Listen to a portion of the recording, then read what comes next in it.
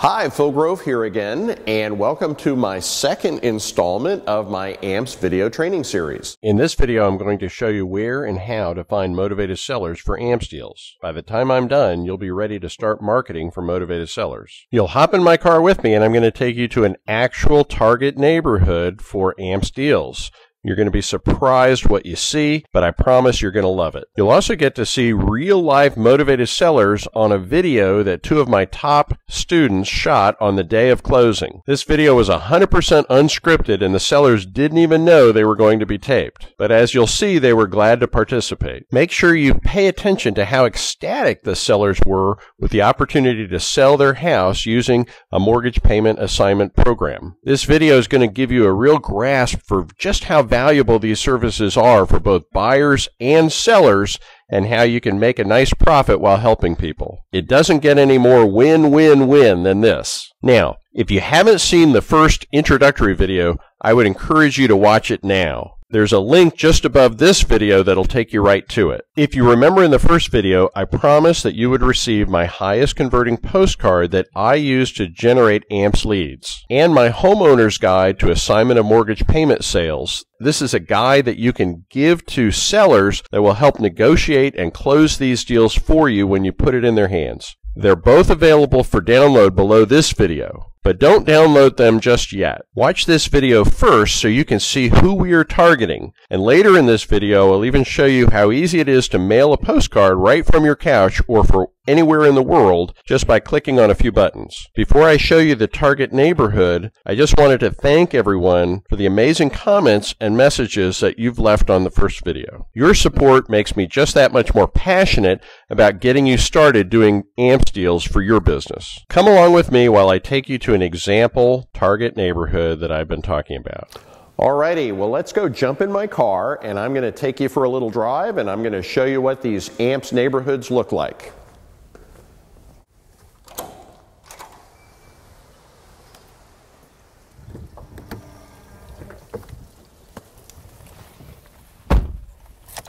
Now, I know some of you probably have a lot of questions, including, how do I get these deals actually closed? I've got you covered there too. A little later, I'm going to introduce you to a national law firm that will legally close your AMPS deals in all 50 states.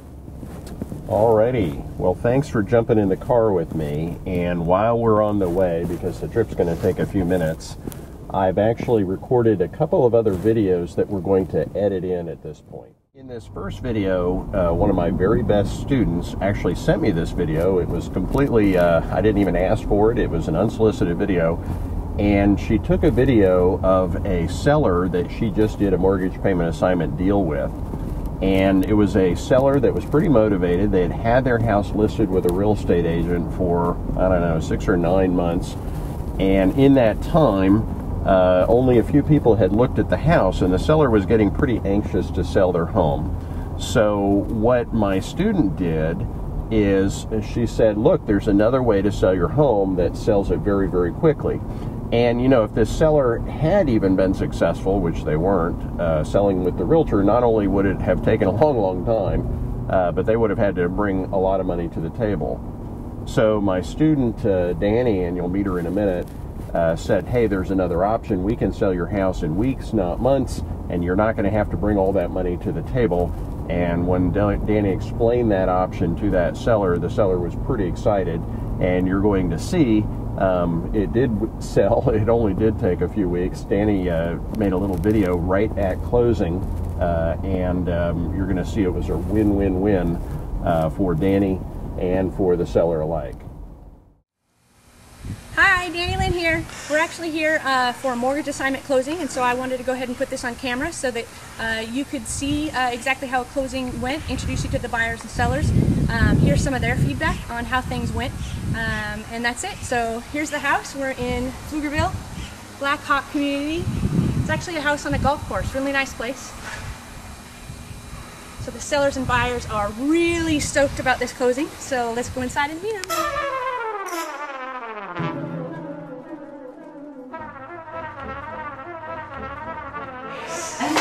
Okay guys, guys, we're videotaping, by the way. Okay. This is Shannon. She's one of the sellers, and so I kind of wanted to interview real quick and just ask you a few questions about the transaction, how you got to know us, what you feel, what your thoughts are, etc. Yeah. Good? Okay.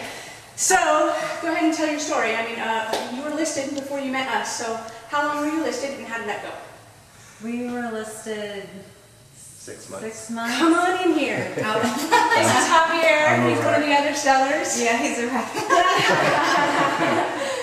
But yeah, 6 months didn't go very well at all. We felt like we didn't have any feedback.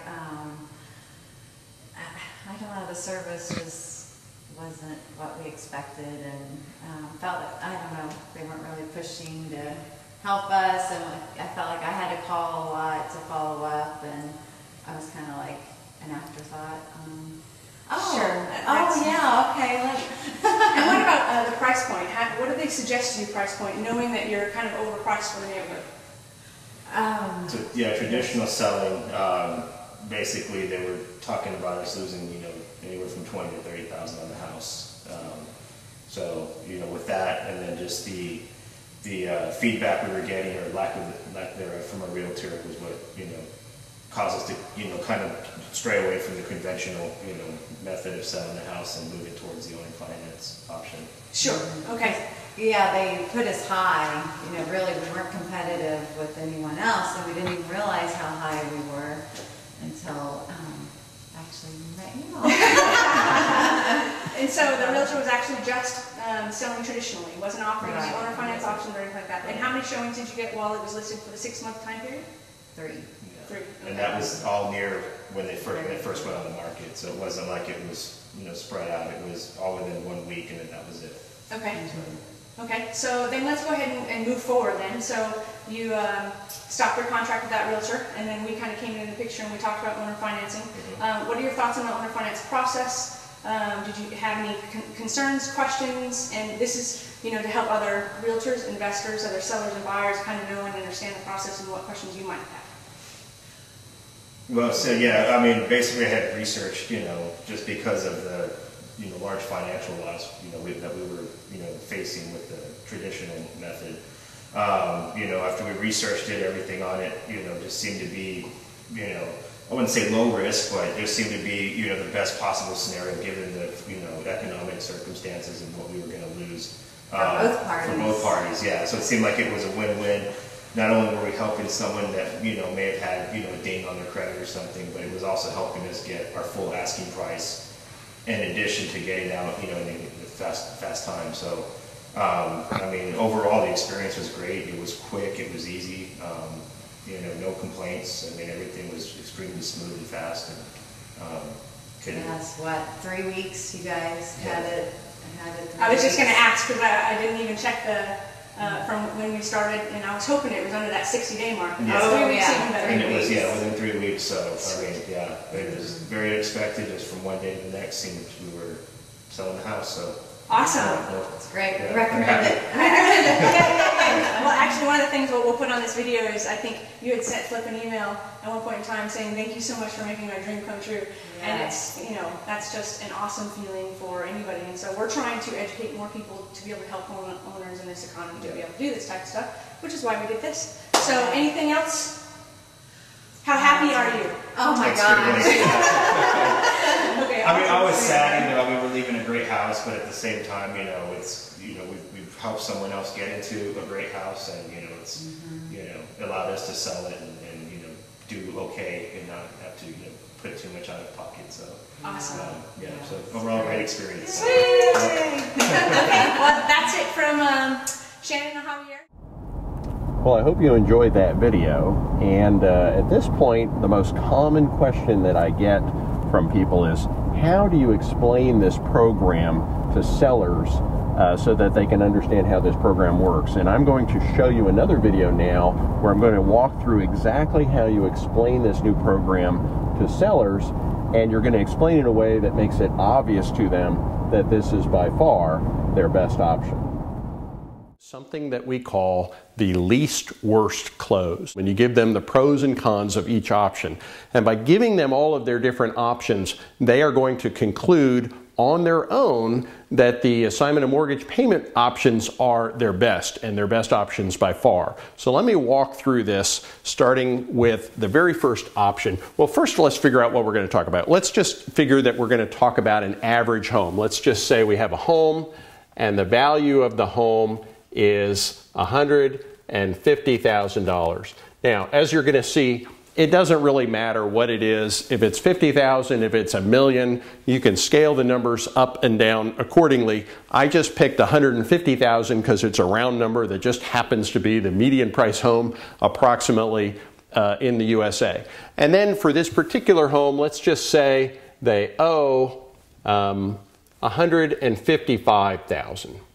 So again, they could owe more, they could owe less. If they owed less, then they'd have some equity. If they owed more, then it'd be even more underwater. It doesn't really matter. You're going to see as we go through this example, you can scale the number up or down. It's not going to change the significance of the different scenarios unless they have a lot of equity. But this is the most common seller in America. They've got an average price home and they owe as much or maybe even a little bit more than the value of the home. So this person wants or maybe even needs to sell their home, and they've got some different options, and you're going to walk through those options with them. So option number one is cash, right? Everybody wants to sell their home and everybody wants to sell it as quickly as possible. So they could sell their home to a cash buyer. Well, I'm a cash buyer. Many of you that are listening to this video are cash buyers, also known as real estate investors. And when a real estate investor buys a home for cash, because those are pretty much the only people that buy homes for cash without loans, on average, they will pay a maximum of about 70% of the value. And the reason for that gets complicated. We go through all the reasons when we're talking to a seller, but it has to do with the fact that, you know, if you're going to buy a house for cash, your idea is to fix it up and resell it again. It costs about 15% overhead when you add up all the closing costs and carrying costs and purchase costs and resale costs. And then you're expecting to get at least maybe a 15% profit margin. So you're going to look for about a 30% discount or more when you buy a property for cash. So the cash value, the cash offer on this person's home would be about $105,000. Okay, that's what their offer would be. So offer $105,000. Now, if that seller accepted that cash offer, here's what would happen. They'd have to wait 2 to 3 weeks. The good news is when you sell a house for cash, it's fast. And then they'd actually have to pay $50,000. So they're actually going to have to pay the difference between the offer and how much they owe. They owe $155,000, they only got an offer for $50,000, so they're going to have to unfortunately bring $50,000 to the closing table. And their credit is okay. So good news, doesn't affect their credit negatively. And by the way, for this particular example, we're also assuming the house doesn't really need any repairs. If it needed repairs, then you'd also deduct from the offer the amount of the repairs as well. So this is what it looks like if this particular seller wants to or needs to sell their home quickly, accepts a cash offer. Well, you know, there's some good news, bad news here. Good news, right? It's fast. You can sell a house to a cash buyer in a week or two. The bad news is they would have to bring in this example, $50,000. Let's see if I can get this marker working, to the table. So $50,000 to the table. And, you know, the credit's okay as well. So, unfortunately, $50,000, I can almost guarantee that 99.9% of sellers do not have $50,000 sitting in a bank account. So as attractive as this offer looks from a speed perspective, it's not going to work because people just don't have that much money, even if they wanted to bring it to the table. So option number two, they could list the house. Now, I am not a realtor, but my wife is a realtor. I work with many realtors, and whenever I talk to a seller, besides making them a cash offer, I also offer to get my partner or somebody on my power team or my wife to list their home for them. If they listed the home, the good news is that by the time they finally get an offer, they'll get a full price offer, hopefully eventually. So you would expect that if you wait long enough, you would get an offer for $150,000. After all, that's what the house is worth. Now, what's the catch? Well, right now, there's anywhere from 6 to 12 months of inventory across the USA. So on average, you got to wait 6 to 12 months to sell your home. You're also going to have to pay, now in this example, 50 and 55, it's going to be about $20,000. Where did I come up with $20,000? Well, the house is worth $150,000. They got an offer for $150,000. They owe $155,000, so they're going to have to pay the difference, which is $5,000, and they're going to have to pay the closing costs and the commissions and seller concessions. All of that right now, on average, adds up to about 10% of the sales price. So 15% is what it costs for commissions and closing costs, another $5,000 to pay off the negative equity. So they're going to have to bring $20,000 to the table, and then their credit is okay. So again, good news, bad news. The bad news is this is going to take a long time, right? It's going to take 6 to 12 months. Also, it's going to cost them a lot of money. They're going to have to bring $20,000.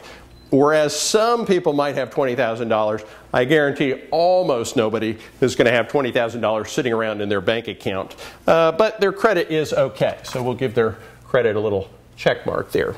Alrighty, so what's the next option? Well, their next option is they could do a short sale. And I know a lot about short sales. I've actually done over 1,000 short sales. I always offer to do a short sale. I help my students do short sales. We do short sale transaction processing. We're actually one of the nation's leading experts in doing short sale transaction processing, having done over 1,000 of them. Typically, on average, when you sell your home through a short sale, on average you get about a 90% on the dollar offer. Doesn't matter that much, as you'll see, but this thing would, on average, sell for probably about $135,000. And here's what that looks like. Now, you are going to have to wait, and you're probably going to have to wait 6 to 12 months or more. And I have to tell you, we just finished a short sale that took 17 months. We've got one that we've been working on for over 2 years. So it takes a long time. Now, the good news is you're going to have to pay zero, because basically the lenders are going to agree to accept the loss. But the bad news is credit is bad, right? Destroyed. So when you do a short sale, the good news is you don't have to pay anything. The bad news is it takes a long time, but the real bad news is that it destroys your credit. In fact, the truth is right now in short sales, there's just not that many buyers. A lot of times the lenders don't accept the short sale. Even if they do accept the short sale, they don't necessarily accept it at a price that anybody would be willing to pay. Even if they accept it at a price that somebody would be willing to pay, very often this doesn't get sold in the time that the bank allots to sell it, which means that more than 50% of the time when you start to do a short sale, it's probably going to end up in foreclosure. So it's a very risky option. And then there's option number 4. Option number 4 is a foreclosure. And I have to tell you, I always explain all of these options to a seller, but the foreclosure option is really far and away the worst option. Now, here's the thing. With foreclosure, you're basically just walking away. And sometimes sellers get frustrated with all their options and they simply walk away and say, the bank can have this thing back. So there is no offer. Wait doesn't really matter. Pay doesn't really matter. Zero. But credit is really the big issue here. When you do a foreclosure, this is what we call the atomic bomb of credit scars, okay? This is the big one. This is the one that cuts your score the deepest. and lasts the longest. It's the beginning of a 10-year nightmare that starts with the sheriff dragging you and everything you own out onto the curb in front of your neighbors. It's 10 years of potentially having your wages garnished by the IRS as a result of a deficiency judgment brought against you, and a 1099 for up to the full amount of the loan brought against you by the lender. It's not being able to get credit cards. It's not being able to buy a car. In some cases, it's not even being able to rent certain properties or maybe even get a home. So we would strongly encourage somebody to look for options that don't lead to foreclosure. So again, good news, bad news. With a foreclosure, you've got the huge atomic bomb hit of the credit. And then you finally have option number 5. And option number 5 is one of the AMPS options, one of the assignment mortgage payment options. In the AMPS sale, essentially a buyer is coming along and they're agreeing to take over the payments on the existing loan using one of the different AMPS strategies. What this looks like is you wait, typically 2 to 3 weeks, not months. You pay nothing. Credit is okay because somebody else is making the payments on your loans. So it's as fast as selling it to the cash buyer. It's as cost efficient as the short sale, and it doesn't have the credit hit just like the listing. So when you compare the AMPS option to all of the other options, and I didn't make these options up, these are the real options. When we talk to a seller who needs to sell their home, we go through this close, we go through these actual options. They may have already talked to realtors and investors and other people who've already explained some of these options to them. What they probably haven't heard is that there's another option that, when you put it in the perspective of the alternatives, is by far their least worst alternative. And that's why we call this the least worst close. Now, not everybody wants to sell their home by letting somebody take over their payment. Well, you know, that may be true, but when you put it into perspective against what their other options are, you can see it's their least worst option. And of course, there's no difference at all between your least worst option and your best option, and that's why the least worst close makes a lot of sense. Well, I know I'm getting close to our neighborhood because I see up ahead one of what we call a builder's totem pole. And whenever you see these signs, these are all builders that sell homes, usually to first-time home buyers, and usually those first-time home buyers get the loans with minimum if 0 down, and that means that when they go to sell, they have no equity and they make perfect AMPS deals. All right, we're pulling into the neighborhood, and as you're going to see as we drive around in this neighborhood, this is the perfect AMPS neighborhood. This particular neighborhood was built about 7 years ago, so every single home in here was sold with a 0 down loan to somebody who probably, by today's standard, might not even be able to qualify for a loan. And, you know, I do want to make the point, though, that it's not just these relatively new home neighborhoods where you find these AMPS deals. Anybody that has minimum no or negative equity is a perfect candidate for AMPS, which is millions and millions and millions of sellers. People who bought at the beginning of the bubble, people who bought after the bubble, people who refinanced the equity that they had in their home out of their home. All of these people, when they need to sell now, as you just saw with the least worst close, you know, are looking for a way to sell their home, and AMPS is their best option by far. And of course, this is just one of hundreds of neighborhoods where I live, and literally thousands and thousands of neighborhoods across the country. Every single one of these homes was sold, like I mentioned before, by a builder that offered the home with financing, and at this point none of these homes have equity in them. In fact, a lot of them are underwater, and every single person in here that wants to sell, you know, they've really got no way out other than a mortgage payment assignment or one of the variations in the AMPS program. Now, this particular neighborhood, by the way, is somewhere around $150,000 homes. you know, that's the median price for homes here in Austin, Texas, which actually happens to be about what the median price of homes is across the USA. When we are looking for these AMPS deals, we generally like to go with median price homes because that's where the most buyers and the most sellers are, and that's where it's easiest to match up the buyers and sellers. That doesn't mean you can't do more expensive or less expensive homes.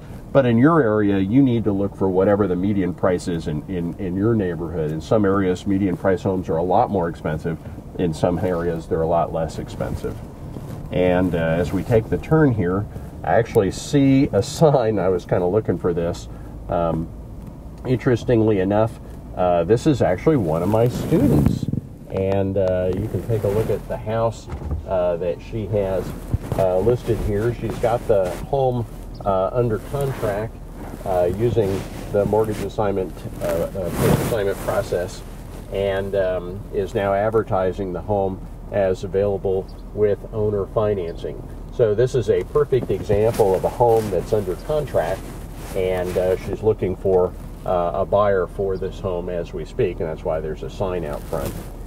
It's pretty common you know, to put a sign out in the yard after you get the property under contract, and fortunately finding buyers is much easier than finding sellers, so they expect to get that property sold relatively quickly. Another way to find these neighborhoods, by the way, is Google Satellite View. Interestingly enough, if you take a look at these neighborhoods from space, they tend to all look kind of the same because they have one thing in common, and that is, if you look out my front windshield, you'll see they all tend to be surrounded by additional land. And what's really interesting here is all this additional land, someday this will be additional subdevelopment. In other words, the builders bought all this land, and someday they will go ahead and build more houses in those extra lots. And I'll tell you something, when you're looking at buying property, you should always look at it from space. In fact, let me go ahead and edit in a picture of this neighborhood we're in from space, and you'll see exactly what I'm talking about. If you buy property near some undeveloped land, what that means is the property will never go up in value. And I'm exaggerating a little bit here, but for the most part, as long as the builders can keep building, you know, then the houses that are already built will never go up in value. Always going to be competing with the builder, always going to be competing with new construction. So yes, if construction costs go up, then the value of the other houses go up. But if construction costs stay about the same, then the houses don't go up in value much, and therefore when somebody needs to sell, you know, they're not going to have any equity, and without any equity, they're not going to be able to sell without doing something like a mortgage payment assignment program.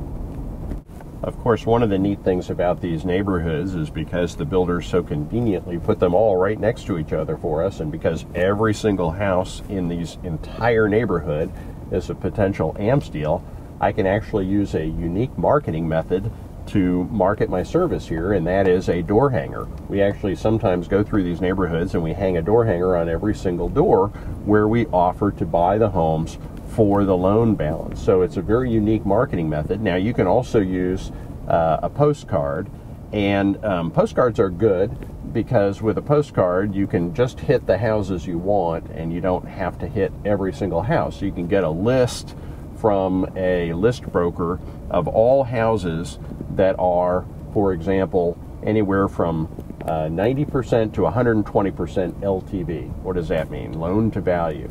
In other words, you can get a list of all of the houses where they have maybe up to 10% equity, or as little as minus 20% equity. In other words, 20% underwater. And then you can send everybody that's within that range a postcard, because for those people, a mortgage payment assignment program or one of the other AMPS programs is their best solution.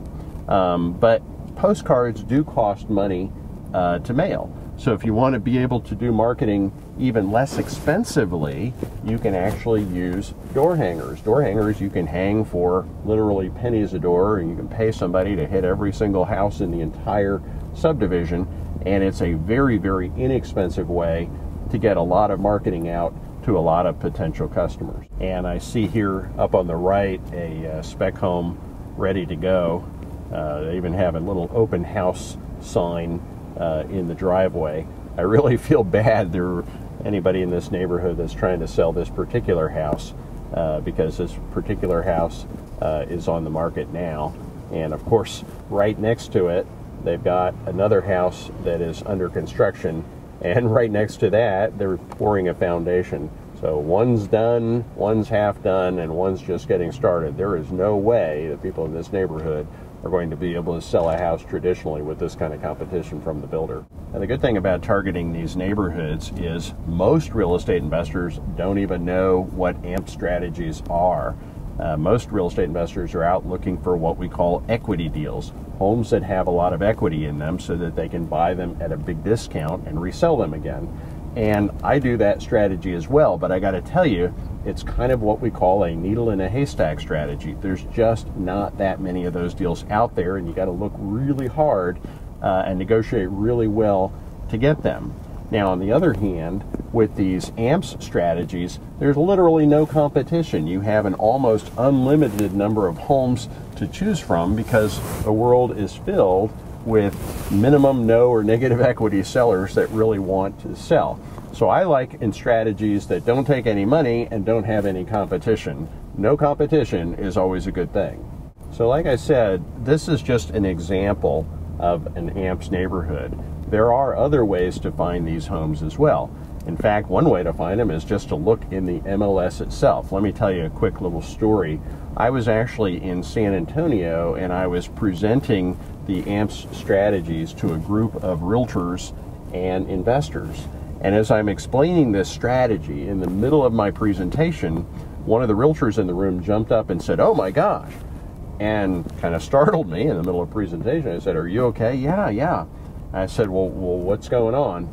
And she goes, "I just realized that I have 2 clients that this strategy is perfect for." And so I said, well, let me guess. They have their house on the market and their house is overpriced because you had to price it to their loan rather than price it to market, and the houses aren't selling. And she goes, exactly. And I said, and those houses will probably never, ever sell because overpriced houses never, ever sell. And she goes, exactly.